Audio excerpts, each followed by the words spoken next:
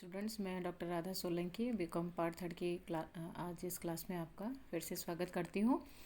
आज इस क्लास में हम बीमा की सफलता के लिए आवश्यक बातें, pre requisites for the success of insurance. मैं एक बार हेडिंग फिर से रिपीट करती हूँ। बीमा की सफलता के लिए आवश्यक बातें, pre requisites for the success of insurance के बारे में आज इस क्लास में हम चर्चा करेंगे। बीमा की सफलता के लिए कुछ बातों का होना बहुत ही ज़रूरी है। यदि ये चीज़ें हमारे बेस में नहीं है, हमारे ध्यान में नहीं है, तो बीमा की जो सक्सेस है, जो सफलता है, वह संदिग्ध हो जाती है, डाउटफुल हो जाती है। इसी क्रम में सफलता के लिए जो आवश्यक बातें हैं, जो प्री रिक्विजिट्स हैं, उसमें हम सबसे पहला पॉइंट लेंगे, insured must be subject to real risk. बीमित वास्तविक जोखिम से घिरा हुआ हो। Insured must be subject to real risk, यानी जो व्यक्ति अपनी संपत्ति का या किसी सब्जेक्ट मैटर का बीमा करवाता है, वह वास्तव में जोखिम से घिरा हुआ होना ज़रूरी है। यदि वास्तव में जोखिम है ही नहीं, कोई रिस्क एग्जिस्ट ही नहीं कर रही है, तो उसका बीमा नहीं करवाया जा सकता है, क्योंकि बीमा अनुबंध कुछ वास्तविक हानि की संभावनाओं पर ही निर्भर करता है। यदि वास्तव में हानि की संभावना नहीं है, यदि वास्तव में नुकसान होने वाला नहीं है, तो उसका बीमा नहीं कराया जा सकता है। Point number 2, the risk must be important. जोखिम महत्वपूर्ण हो, यानी बीमा की सफलता के लिए यह ज़रूरी है कि जोखिम महत्वपूर्ण हो।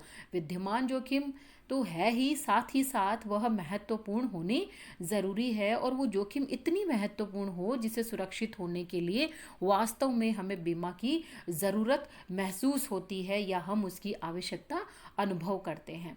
यदि जोखिम ही महत्वहीन है, तो बीमा की लागत ही जोखिम से होने वाली हानि की तुलना में ज़्यादा हो जाएगी।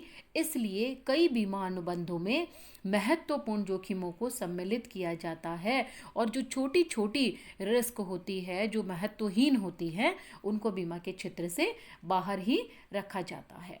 Point number 3, a large group of exposed units. जोखिम से घिरे हुए व्यक्तियों का बड़ा समूह होना, यानी बीमा की सफलता के लिए ये ज़रूरी है कि बहुत से व्यक्ति लगभग एक ही तरह की समान प्रकार की जोखिम से घिरे हुए हों। यदि किसी एक प्रकार के बीमा में बहुत कम लोग बीमा कराएंगे, तो जोखिम भी कम ही लोगों में बटेगी, इसलिए प्रीमियम बहुत ज़्यादा रखनी पड़ेगी। अतः हम ये कह सकते हैं कि बीमा की सफलता के लिए ये ज़रूरी है कि जोखिम से घिरे हुए व्यक्तियों का एक बड़ा समूह होना चाहिए, यानी समान प्रकार की जोखिम से घिरे हुए व्यक्तियों की संख्या ज़्यादा होनी ज़रूरी है। पॉइंट नंबर 4, अनेक जोखिम होनी चाहिए, a large number of risk.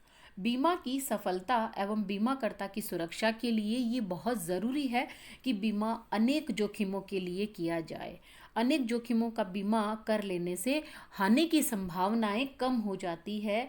इसका कारण ये है कि सामान्यतः सभी जोखिमों के कारण एक ही समय पर हानि नहीं होती है। इससे बीमाकर्ता पूर्णतः अपने आप को सुरक्षित महसूस करता है। यही वजह है कि बीमा की सफलता अनेक जोखिमें जहाँ हैं, वहाँ पर ज़्यादा रहती है। पॉइंट नंबर नेक्स्ट कहता है, हानि निश्चित की जा सके, लॉस्ट मस्ट बी कैलकुलेबल। बीमा ऐसी जोखिम का किया जाना चाहिए कि उसकी हानि को आसानी से निश्चित किया जा सके। जिन हानियों में जालसाजी की संभावना है, धोखे की संभावना है, उनका बीमा अत्यधिक जोखिम युक्त हो जाता है। इसलिए हानि ऐसी होनी चाहिए जो गणना के लायक हो, जो निश्चित की जा सके। नेक्स्ट पॉइंट, हानि बीमित के नियंत्रण से बाहर हो, the lost must be beyond the control of the insured. बीमा की हानि बीमित के नियंत्रण से बाहर होनी चाहिए।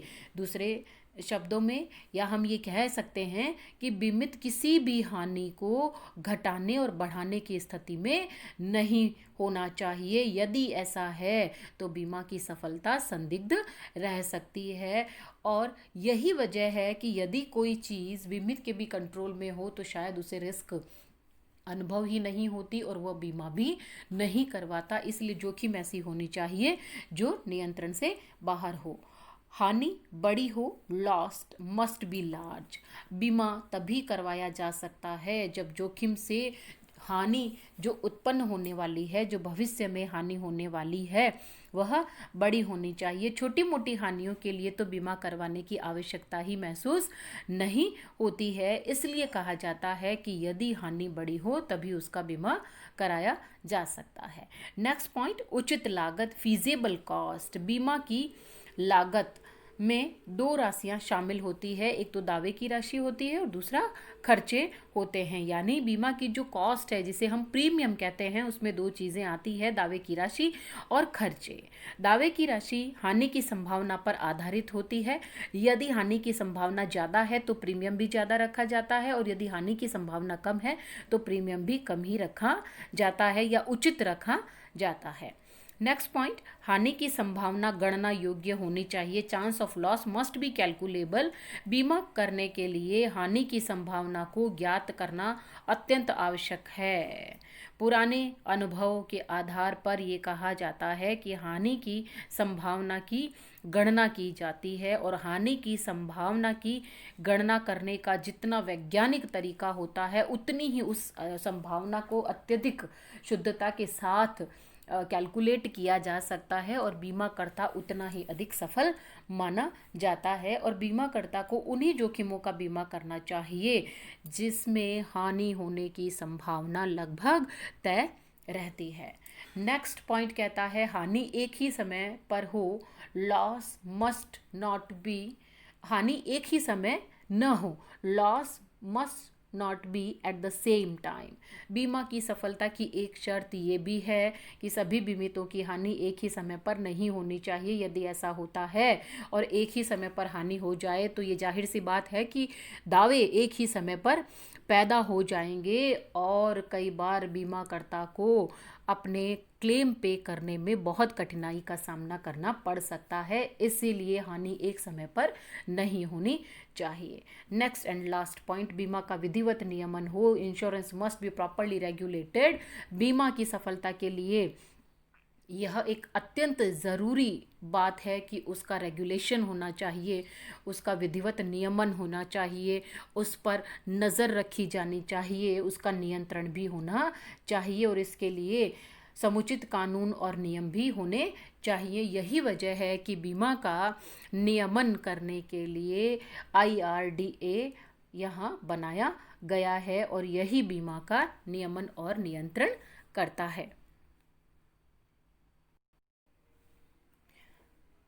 सफलता के लिए आवश्यक तत्वों के बाद अब हम बीमा की सीमाओं के बारे में बात करेंगे कि कौन कौन से ऐसे पॉइंट है जिनकी वजह से सभी लोगों को बीमा के जो वांछित लाभ है वह नहीं मिल पाते हैं। तो अगले इस हेड में हम लिमिटेशंस ऑफ इंश्योरेंस, बीमा की सीमाओं के बारे में बात करेंगे। तो इसमें जो सबसे पहला नंबर पॉइंट है, हायर प्रीमियम रेट्स, ऊंची प्रीमियम दरें। कई लोग बीमा का लाभ इसलिए नहीं उठा पाते हैं क्योंकि प्रीमियम की जो रेट्स हैं, जो दर हैं, वो बहुत हाई होती है। वजह हम सभी को पता है, जो इनकम है वह सबकी एक जैसी नहीं होती। कुछ लो इनकम पीपल होते हैं, कुछ हाई इनकम पीपल होते हैं। तो हाई इनकम पीपल तो किसी भी चीज़ को पे करने की कैपेसिटी रखते हैं, कितनी भी रेट्स हों शायद उनको इसका कोई फ़र्क नहीं पड़ता। लेकिन जो लो इनकम पीपल है, कई बार ज़रूरत होते हुए भी चूंकि उनकी जो इनकम है वह लो है, वो हाई प्रीमियम को पे नहीं कर पाने की सिचुएशन में होते हैं, इसलिए उनको बीमा का फ़ायदा नहीं मिल पाता है। Point number 2, higher operating cost, ऊंची संचालन लागतें।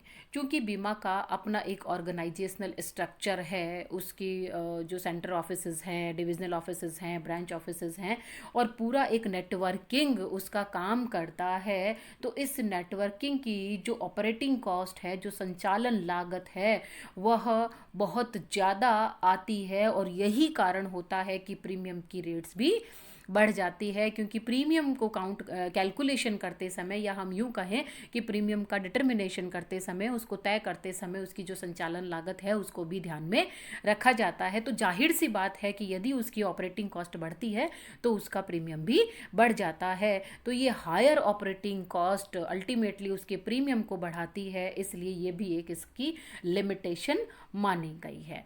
पॉइंट नंबर 3, मॉरल हजार्ड्स, नैतिक संकट। बीमा की असफलता में बहुत बड़ा कारण नैतिक संकट का माना गया है, मॉरल हजार्ड्स का माना गया है, क्योंकि बीमा करवाने वाले कुछ लोग इसका दुरुपयोग करते हैं। कुछ लोग अपनी कमजोरियों के कारण बीमा का गलत इस्तेमाल करते हैं। यही वजह है कि ये नैतिक संकट बीमा में एक सीमा का काम करते हैं। नेक्स्ट पॉइंट, सभी जोखिमों का बीमा संभव नहीं, all risk can not be insured. जैसा कि हमने आपको पहले भी बताया है कि सभी तरह की जोखिमें बहुत होती हैं, लेकिन सभी जोखिमों का बीमा नहीं करवाया जा सकता। केवल शुद्ध जोखिमें यानी जो प्योर रिस्क होती हैं उन्हीं का बीमा कराया जा सकता है। इसलिए कुछ ऐसी जोखिमें हैं जिनका बीमा नहीं करवाया जा सकता है, तो ये भी इसकी एक लिमिटेशन मानी गई है। नेक्स्ट पॉइंट, शुद्ध जोखिमों का भी चयन, pure risk are also chosen. अभी अभी हमने ये कहा केवल शुद्ध जोखिमों का ही बीमा संभव है, और शुद्ध जोखिमों में भी सिलेक्शन होता है, उनका चुनाव किया जाता है कि इसमें से भी किसका बीमा करें और किसका न करें। तो ये भी एक वजह है कि शुद्ध जोखिमों में भी चयन किया जाता है। जैसे एक्स एक पर्सन है जिसको कोई बीमारी है, तो उसका बीमा करते समय बीमा कंपनी को एक बार सोचना पड़ेगा, क्योंकि उसके जीवन में बहुत रिस्क है। नेक्स्ट पॉइंट, एकाकी व्यक्ति की जोखिम का बीमा संभव नहीं, it is not possible to insure individual risk. एकाकी व्यक्ति की जोखिम का बीमा संभव नहीं, यानी एक व्यक्ति का बीमा, यदि कोई रिस्क ऐसी है जो पर्टिकुलर एक पर्सन को ही है, तो ऐसी रिस्क का बीमा करना संभव नहीं हो पाता है। या हम यूं कहें कि जोखिम से घिरे हुए व्यक्ति यदि कम हैं, लीस्ट हैं, तो उनका बीमा नहीं करवाया जा सकता है। नेक्स्ट पॉइंट कहता है, वास्तविक हानि के माप की असंभवता, impossibility of measurement of real loss. यदि किसी घटना के घटित होने से होने वाली वास्तविक हानि का कैलकुलेशन या उसकी गणना मनी में नहीं कर सकते हैं, तो उसका बीमा नहीं करवाया जा सकता। कारण सीधा है कि यदि प्रीमियम पे करना है तो वो भी मनी में करना पड़ेगा, और यदि आप क्लेम करते हैं तो उसका पेमेंट भी आपको मनी में ही किया जाता है। इसलिए लॉस का जो कैलकुलेशन है, जो मेजरमेंट है, वह वास्तविक हानि के माप के बराबर होना ज़रूरी है। नेक्स्ट पॉइंट, इंश्योरेबल इंटरेस्ट, बीमा योग्य हित। बीमा तभी कराया जा सकता है जब बीमित का बीमा की विषय वस्तु में इंश्योरेबल इंटरेस्ट होता है। यदि इंश्योरेबल इंटरेस्ट नहीं है किसी व्यक्ति का, किसी के जीवन में, किसी संपत्ति में, किसी माल में, तो उसका बीमा नहीं कराया जा सकता है। इंश्योरेबल इंटरेस्ट का जो मीनिंग है वो ये है कि यदि कोई वस्तु मेरी है, कोई माल मेरा है, कोई एसेट मेरी है, तो यदि वो खो जाता है, उसका नुकसान होता है, तो मुझे आर्थिक नुकसान होगा, और यदि वो सुरक्षित रहती है तो मुझे लाभ होगा। तो ये कहा गया है कि यदि इंश्योरेबल इंटरेस्ट किसी वस्तु में या जीवन में किसी का नहीं है तो वह उसका बीमा नहीं करवा सकता है। लास्ट पॉइंट, आकर्षणहीन विनियोग, अनअट्रैक्टिव इन्वेस्टमेंट। बीमा को सुरक्षा के साथ साथ विनियोग का साधन भी माना जाता है, लेकिन ये एक अनअट्रैक्टिव इन्वेस्टमेंट माना गया है, क्योंकि ये लॉन्ग टर्म इन्वेस्टमेंट माना जाता है। यदि आप शॉर्ट टर्म इन्वेस्टमेंट चाहते हैं तो बीमा को आप ऑप्ट करना नहीं चाहेंगे, क्योंकि ये अनअट्रैक्टिव इन्वेस्टमेंट है। तो आज इस क्लास में हमने प्री रिक्विजिट्स यानी जो सीमाएं हैं, जो बीमा की सफलता के लिए आवश्यक बातें हैं, और जो लिमिटेशंस है, जो उसकी सीमाएं हैं, उसके बारे में बात की। धन्यवाद।